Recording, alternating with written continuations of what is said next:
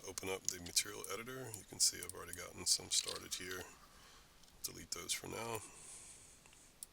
You can find your material editor icon here in your toolbar. You can use the M as in material, the M key to activate that as well. And there's also places to access that in your rendering menu.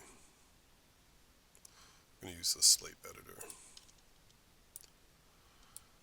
Alright, so easy way to get my materials going is to use a physical material. I'm just going to drag that over. I'm actually going to go ahead and drag two of these, and I'll take a moment to name both of these. So one of these is going to be for the letters, and the other is going to be for the floor and ceiling.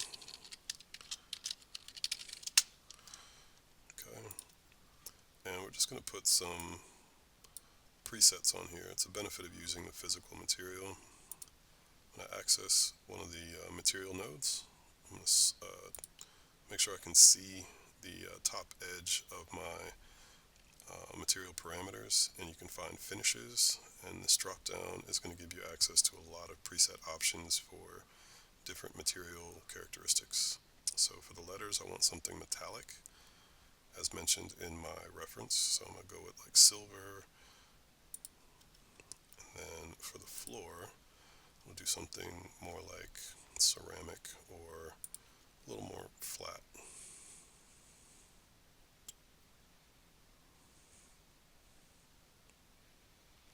You can try like glazed ceramic here. And these are just presets. All of these can be further adjusted, and you'll likely want to do that for sure. So a couple ways that we can quickly apply our materials. You can find the output node, which is always on the right side. All of these on the left are input nodes, but typically there's much fewer output nodes. So your output node, you can drag and drop it onto your object. And this color changed because the silver material is a lot more reflective. So this is actually looking at the color of my light, which I changed to magenta. And can kind of confirm that as we look in our renders in just a moment. Another way to apply your materials quickly is to select the objects. In this case, the ceiling and the floor, two separate objects, but they're going to share the same material. So I'm going to make a selection in my viewport. I'm going to activate that material in my material editor, and then I'm going to use the assign material to selection, and both of those will receive that material at the same time. So I'm just going to make this obvious color change here, so you can see that in the light parts, that is now this magenta color. Alright, and I'm going to dial back the kind of the reflectiveness or the metalness of my silver. And two ways you can do that. You can either drop the metalness value, and you'll start to see that kind of base color white or gray come back in.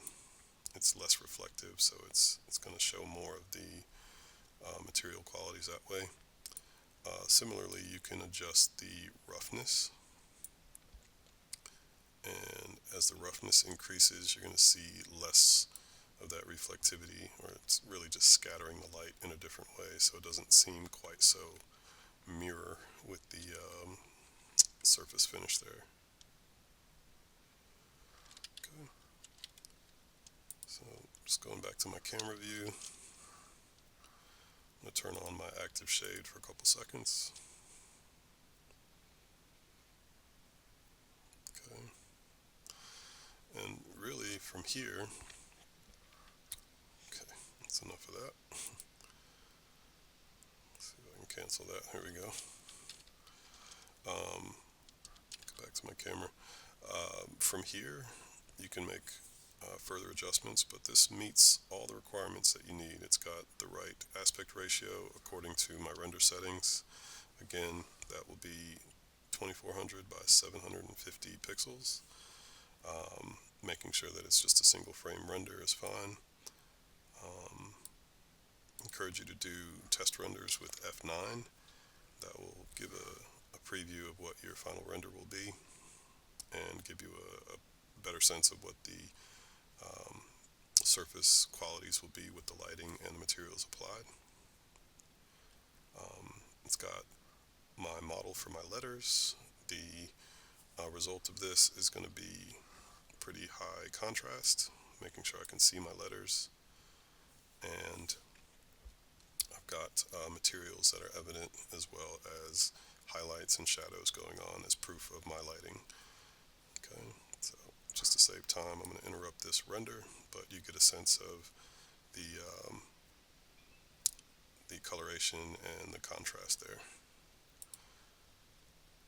Go ahead and cancel that. Give that a second to catch up. One other thing you may take into account is you may have noticed, just jump back into this real quick, you may notice some speckling around the edges in your render. Now this is just on the right side here, is not finished calculating, but the surface that is rendered, you can see speckles. That has to do with samples. So to change your sample values, you can go to your render setup.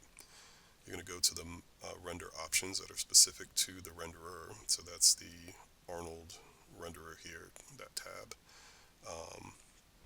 This would be different if you had a different renderer setting. So all of these are your samples. To increase the quality of that render, you can start by like doubling some of these numbers.